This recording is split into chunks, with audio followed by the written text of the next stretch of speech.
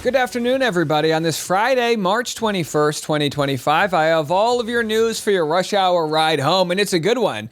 A lot of late-breaking stuff on a Friday afternoon. We've got astronauts. Are they receiving overtime pay for being stuck in space? No, they're not. We'll share the thoughts on that. And weekend binge, what you should be watching this weekend. I got you Temptation Island. I got you Adolescence. I'll tell you all what I like. And Pyramid Scheme. Was there something beneath the pyramid in Giza that is now, they're saying, due to laser technology, they're realizing it's way more vast than previously thought. It might be the greatest discovery of our generation, and we'll be covering that. Also, Will Smith has an album coming out. I hear it slaps. Oh, come on, folks. And anti-Justin Baldoni tea has been dropped by a psychologist. Is this dangerous? I'm going to share what she had to say. We'll use our critical thinking skills as no receipts has come forward. And then a pro-Justin Baldoni person has said that there will be more people supporting him coming out soon. And we'll also have Elon Musk, I guess, getting top secret clearance in the U.S. Because why the hell not? You know what I mean? Why the hell not? All right, I got all these stories and more. We're going to round it up right now here on The Rush. Well, you thought your job sucked. Here we have the astronauts. All that work they did floating around the abyss, putting their body in crazy, suspense. They're not even getting overtime pay. Have a listen to this. NASA astronauts Butch Wilmore and Sonny Williams, now back on Earth, spent 278 more days in space than they'd planned for. So, were they paid overtime for their prolonged mission? Nope. It's not a NASA policy to pay astronauts overtime, but they did receive incidental pay of about $5 a day, or just over $1,400. There it is, $5 a day. Get that $5 footlong, I guess. I mean, come on. And their bodies, like their bone marrow's gone. Her chin's got like oblonged now. I mean, they really got messed up there. I am justice oriented, okay? I'm all for justice, whether you're a Venezuelan innocent person who was lumped into the gang war, or if you're some sort of Justin Baldoni, whatever. I'm here for you. And these astronauts, they deserve more. All right. Well, I'm going to tell you what to watch and what not to watch this weekend. Maybe you want to catch up on shows like White Lotus. Well, people are upset with this season because nothing's happened yet. I've literally fallen asleep on every episode. Here's what the Free Press has to say. Has the White Lotus fallen off this season? Without question. Are we seriously pretending it hasn't?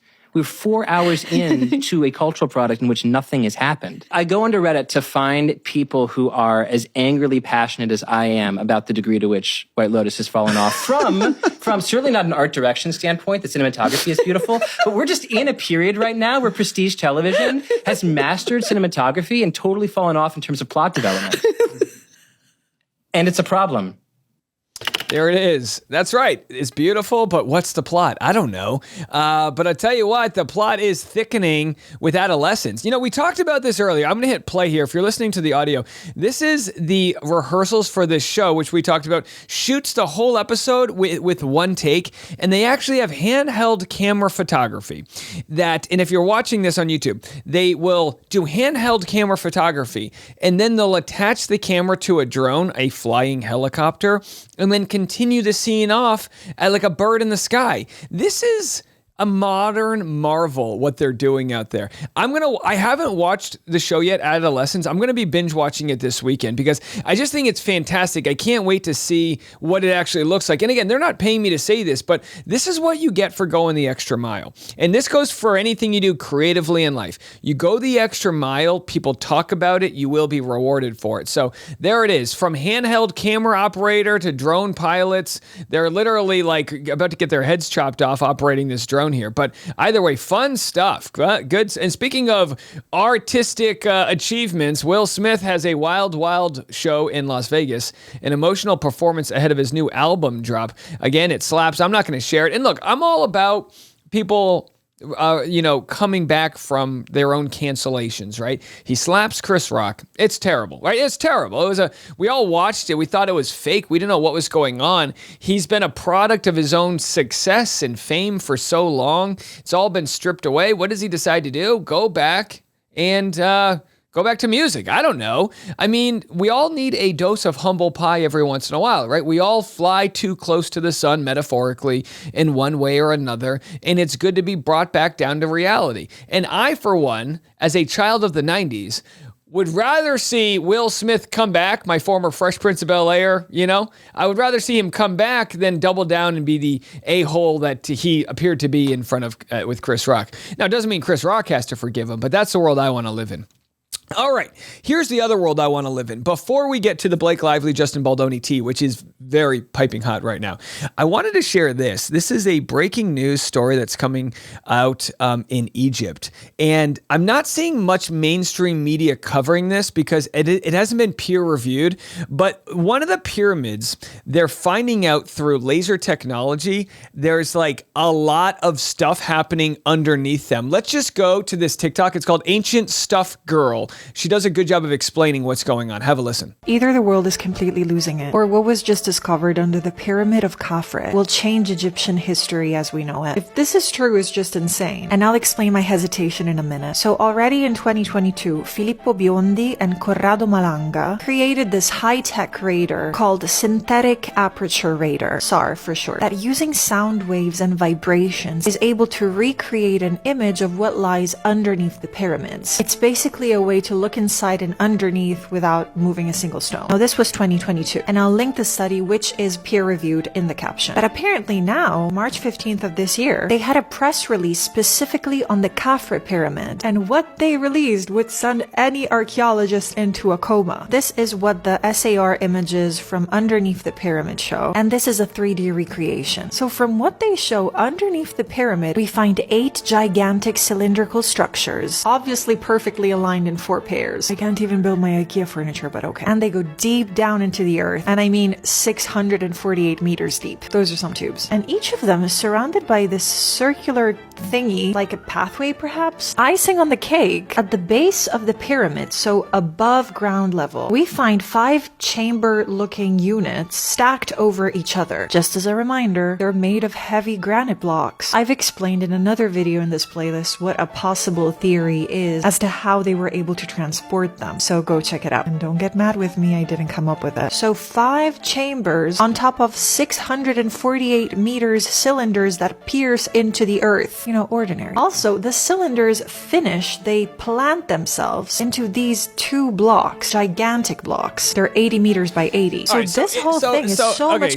it's just insane. And again, these are 3D renderings of maybe very blurry technology, but this is incredible if the pyramids are older than they previously thought. And what are they? A lot of people had made this argument like there's no way they're just tombs for the pharaohs, right? I mean, would they go to that sort of extent and every one of these pieces of granite is the size of a small mobile home. So it's just incredible, and there'll be more discovery that comes from this. And I love this like LiDAR technology too. This wasn't LiDAR, but that's that technology. They're looking at the Amazon rainforest and they're finding all of these old man-made mound structures. Of course, they've only uncovered like a small percentage of all of the Mayan ruins that exist out there. So it's just a fantastic time to be alive, and so interesting to see whether it's a space exploration or exploring of our own Earth, that it is one way we can all come together, right? Politically and geopolitically, we're sort of tearing apart on these man-made confines. Like, this is my space, this is your space, this is my currency. And then here we have a time long before ours that existed, and maybe this will exist a long time after ours. And learning more about the past, I think it's just so fascinating. All right, well, I'm going to get into this story next. Psychologist Dr. Leslie Dobson. It's not what she says on camera, it's what she says in the comment section that is leaving Justin Baldoni fans very anxious. All right, so I'm going to be covering Dr. Leslie right now, but it's so funny, and again, people will agree or disagree with my interview with Taylor Lorenz and things like that, but I found the perfect metaphor. I keep on getting DMs from people, and I'm just going to share one because they're nice people, but Kristen said this, ugh, I still love you, but hell no, that being my conversation with Taylor Lorenz. And my response is like, Why do you have to tell me this? It's like going into the kitchen to tell the chef you will not be eating their special. Just get the fucking meatloaf, okay? You know what I mean? I made 30 pieces of content this week. I traveled all over the country getting interviews. If you don't like it, just eat the meatloaf. I got it for you. All right, maybe I should just disengage. Well, here we have a psychologist, Dr. Leslie Dobson. I'm trying my best to be as objective as possible, covering Blake Lively versus Justin Baldoni. I'm trying my best. I have my own biases. I currently believe Justin didn't do what Blake's accusing him of doing. That's what I believe because I've seen Blake distort the truth enough that any victim shouldn't have to. Does that make sense? Like if you're a victim of something, you just probably tell exactly what happened and it speaks for itself. But in this case, Blake did a lot of other stuff. She did a lot of other things, conflating the porn, all these other, the missing emojis and the lack of context with text messages. It all made things very sketchy. Well, I was going to interview Dr. Leslie Dobson on my channel, but to be quite honest, after we agreed to chat, I never heard back from her, which is fine. I'm not everyone's cup of tea. And again, that has no bearing as to my reporting on this. But here's what she has to say about why Blake may get off I don't even want to call it a technicality, but why she may get off on a California law. And then in the comment section, Dr. Leslie does something which I think is a little problematic. I'll get into that next. Blake has filed a motion to dismiss, and I think she will win this because her original lawsuit was not malicious and it was reasonable. So under the law, for Justin to retaliate and try to hurt her through the lawsuit against her after that retaliation is considered predatory. Pretty much, you can't revenge sue someone for suing you. So he is revenge suing her. Now, she has to prove that what she has done in her initial complaint is reasonable and was not malicious. And she has to show receipts. I've had this question since the beginning. Is he really allowed to sue her? Because that's retaliation for her accusations of SH. So if she wins this, if the judge gets to see all the stuff that she has to prove the SH, then really, what are we left with? We're left with ongoing predatory behavior. That's quite in line with what I've been saying. But here's what she says. If this happens, then it's predatory, which is exactly what I've been saying. But that if is a conditional statement. So if something that hasn't happened happens, then she's saying she'll be right. But here's where you get into the problems of sort of, and I'm not a psychologist and I don't have a license to talk about these things, but you got to be careful, right? When it's not your client. And again, it's commentary. We're all entitled to it by all means. I'm not criticizing her for the commentary, but you have to be aware of your own confirmation bias. So she's saying, well, if Blake gets off and he continues to go after her, then he's the predator that I've been saying he is all along. And folks are saying, hold on a second, really? You're the educated one. Is this really the take? And with receipts and messages and things I've been sent to, that he has a pattern of really disregarding the grace of women. And it sucks. But maybe this is how the world really needs to see that there's a wolf in sheep's clothing. All right, way too dramatic for me. Way too dramatic. I'm just going along with. I need to see evidence of that, and that's where I stand. So she says there is evidence. So someone left this comment we're going to get to. Let me find it. Someone says, she ain't winning. She's a liar. And then there were some other people commenting, JB is exactly like my ex. Creepy AF. So, folks are on all sides of this story. They really are. But here's where it gets buck wild. Someone posted this on response. They said, Blake was full of bullshit from the go. Too many people know the truth. Shrug. Then Dr. Leslie says, do you know them? Because I have people reaching out since Justin assaulted them in college. And then someone said, wait, what? This is the first I'm hearing of Justin assaulting someone. I teach women's self-defense and I've been following this pretty closely, but I will admit that I'm a bit torn on the he said, she said. I'm waiting for more info to make an informed decision, but a pattern of behavior is interesting. And someone said, and women don't lie for attention. But either way, then Dr. Leslie responds, I don't care when assault occurred. A person needs consequences and a victim needs justice. Mind you, Blake's only accused him of harassment. Now Dr. Leslie, my guess guesses in part to prove her point. And maybe she has these receipts, but in part to prove her point is saying that there is an assault accusation coming. She says, it's not my story to tell. Convenient. But I would imagine it'll make its way to the media pretty soon. It takes a lot of courage for people to speak up, especially against this team Baldoni crap in time. And again, I'm against the team this, team that too. But trust me, there are so many avenues for victims to speak up. There are literally a dozen or so channels. There's the Taylor Lorenz's that'll really want to run with your story. There's channels like mine that if you have something credible, we'll talk about it. Although that wouldn't affect the Blake Lively thing, but you could try to prove some sort of pattern. Absolutely. But to say, oh, it's not my story to tell, but throw that out there, that is dangerous, especially coming from a doctor. If you ask me, I think that's very dangerous. It's messy as hell. This is messy as hell. Now, could she be on the right side of the story? Sure. Absolutely, she could be. But I don't judge things based on, well, you could be this or you could be that. Like, where's the evidence right now? And if tomorrow there's like, well, we're introducing this new ring cam footage. Oh, okay, great. Then we'll readjust with the new information. But I'm not going to go back and have any regrets on how I'm covering this as I call balls and strikes, because I just haven't seen that evidence yet. So I got this interesting comment from someone literally minutes ago. They said, sorry, keep DMing you. No, everyone DM me all you want. She said, I asked ChatGPT if Blake not reporting the alleged harassment to SAG and didn't listen to Sony when they told her to report to Wayfair. ChatGPT's response, again, this isn't the law, her refusal to go through proper channels means she can't claim legal privilege under California law. This shows she wasn't scared. She was waiting for the right moment to use the allegations strategically. If she lied or exaggerated her accusations later for power, that's defamation. So we'll have to see. We'll have to see how it all plays out. I mean, it's absolutely wild stuff going on. Now, while there is this tea coming out that there's someone accusing him of assault, and we've seen this before, right? There was somebody who said that there was going to be video evidence coming out of him putting his hand up her skirt. Now, that never happened. So there could just be people out there that are spreading crazy information for no reason whatsoever. And then they find somebody who's a psychologist and they send it to them, and then it gets filtered through them. And then the psychologist says, well, I'm hearing that there's credible reports of assault. And it's like, oh my gosh, this is so much more dangerous than the people that are trying to cover this honestly, right? So here's actually a response from somebody that's on the other side. They said, as friends of Justin Baldoni, this makes me nauseous.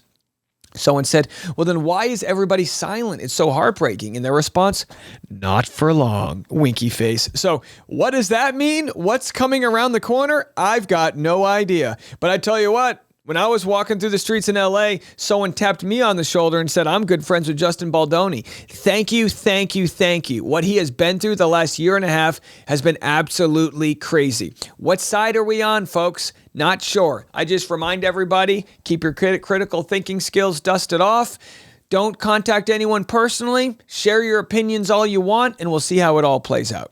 Okay, I've got an Elon Musk story, and then I'm going to have a story about how there might be a potential for U.S. citizens to get sent to an El Salvadorian prison if they're accused of a crime. Okay, so let's just start with this. Let's go to ABC News, and we'll pick up what Trump says in response because we're trying to be fair. Here's ABC News talking about the billionaire Elon Musk and how he's being shared possible secrets with adversaries. The New York Times had reported late last night that Elon Musk would be briefed at the Pentagon today on top secret plans for any potential war with China, which would be an extraordinary expansion beyond the Doge responsibilities, given his business connections to China and the fact that those are very closely held secrets. But overnight, a fury of denials from the Trump administration, the president claiming the story is completely untrue, and Elon Musk calling the story pure propaganda, saying leakers will be prosecuted. But what is true is that Elon Musk will be at the Pentagon today. Secretary of Defense Pete Hegseth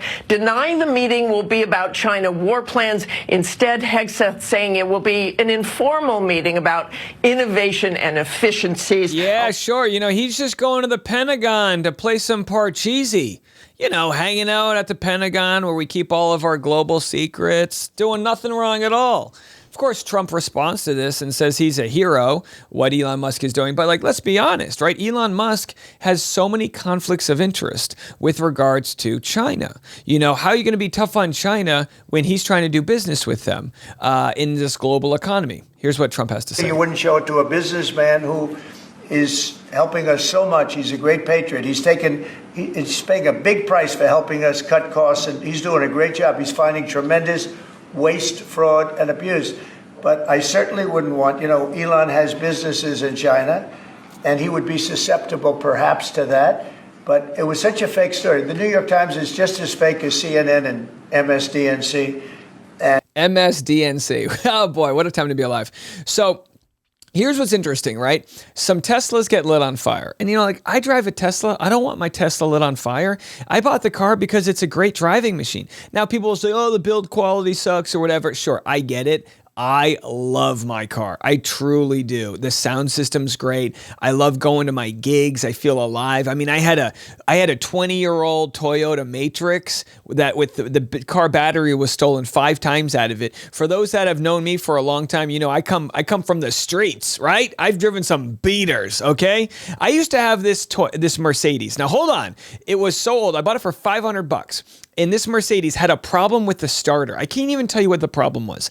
But just so you guys know, because I don't want to be accused of being some elitist now that I've got such a rocking YouTube channel. But my Mercedes, the $500 one, wouldn't turn on if the humidity was higher than 80%. So I was living in New England where it's very humid in the summer. If it rained, the car wouldn't start. I would have to pop the hood and dry things off. So I literally remember coming back from gigs where I was on a pilot for this ABC TV show with Amy Smart, and it was the biggest day of my life, and I was treated like a king, and I had a production assistant, no intimacy coordinator, and it was a blast. And then I remember going to the parking lot going, I hope it didn't rain today, because otherwise I won't be able to get my car home. And then if the car started overheating, I'd have to drive it next to a curb and drive the wheel up onto the curb, and it burped the coolant system so it could filter the pipes. And trust me, I've been there. Okay, either way. That's neither here nor there. So just a Friday rant for you. So I've been there. I know where I come from. So I enjoy the Tesla because it's a nice machine, right? But I understand the dissent. I understand people not wanting to support Elon Musk. I get it. I understand. So there have been Teslas that have been lit on fire. There's been a handful here, a handful there. But we have this confirmation bias that exists, right? It used to be that when a Tesla caught on fire because of the car battery, which happens, that video would go viral because you would see a car on fire. Imagine being on the highway and a Tesla lights on fire and it takes 3 hours to put the fire out. You've got literally 200,000 cars drive by. Everyone knows that car was on fire. There's this confirmation bias when you see it happen, even though plenty of Toyotas and other cars, like my old Mercedes, break down and we don't think twice about that because it's not a Tesla. So we just notice that. It's like when you're buying a red car, you just start seeing red cars everywhere. So I say that because now in the news, there's all these Teslas getting lit on fire. And yeah, I'm sure there's been dozens, maybe even 100 or so that have been lit on fire or vandalized or whatnot. But what's happening now is exactly what I told you would happen, which is this. Donald Trump posts this. I look forward to watching these sick terrorist thugs get 20-year jail sentences for what they're doing to Elon Musk and Tesla. Let me just move the framing here so you guys can see it. Perhaps they could serve them in the prisons of El Salvador, which have become so recently famous for such lovely conditions. Ali for Tennessee, our friend over here in Tennessee, says, he means you, the American people, who has a right under the Constitution to protest and boycott whatever you see fit. It's not illegal. Trump is suggesting sending Americans to El Salvador for boycotting Tesla. The president of the United States of America is threatening Americans. Now, to be fair, he's saying if you vandalize these cars, right? So if you just protest them, you should be allowed to do that. But what we're seeing is protesters that have been deported, right? But in this case, if you vandalize a Tesla, that is, that should not be allowed. But is that terrorism? Now, if you were to send a Tesla through a crowd of people, that might be terrorism if you were doing it on behalf of a terror organization. Otherwise, it would just be a mass casualty event. But the point is imagine if you're in the wrong place at the wrong time and someone's Tesla lights on fire and they look at the CCTV footage and they think you're the one who lit it on fire. You're going to send me to El Salvador? Fuck you. Fuck off with that bullshit. And we knew this was going to happen, right? We called this out 2 months ago when Trump said he was going to be outsourcing our prison system to El Salvador. And I'm getting comments from people saying, hey, Dave, but it's cheaper. It's cheaper to pay El Salvador to send our prisoners there than it is to have a prison here in the United States. How flawed is that logic? Assuming the person you're sending to the El Salvadorian prison is someone who should be in prison in the first place. So we covered it this morning. This morning we covered it, and I spoke out about this alleged Venezuelan soccer star who has been falsely accused of being in this Trente de Agua band, gang, which apparently is not a beverage at Starbucks. I thought Trente de Agua is just asking for a tall water. I know I'm having fun here, but the point is it's sickening what we're watching happening. So before it was, well, we'll deport you to El Salvador. Now it's like, well, maybe we'll just send you down there. We'll just send you down there. Now, I understand what he's doing. He's trying to use this propaganda of this crazy prison as some sort of, thing to fearmonger so people don't go there. My response to that, go fuck yourself. Okay, that's what we do on Friday afternoons. We usually tell our boss to go fuck themselves. How about the boss of the country right now, trying to instill fear in all of us for being patriots? Now, go out there and protest legally as much as you guys want. The only way it works, what they're trying to do, is if we all live in fear. Don't be afraid of your rights. Speak them loud and proud and be happy to be a goddamn American citizen regardless of what they're trying to do to divide us. Remember, it's not left versus right. It's up versus down. And we collectively as goddamn Americans aren't taking this shit from nobody. Walk out of your office, throw the middle finger up, and go tell them to go fuck themselves. I'm Dave Neal, and this was The Rush.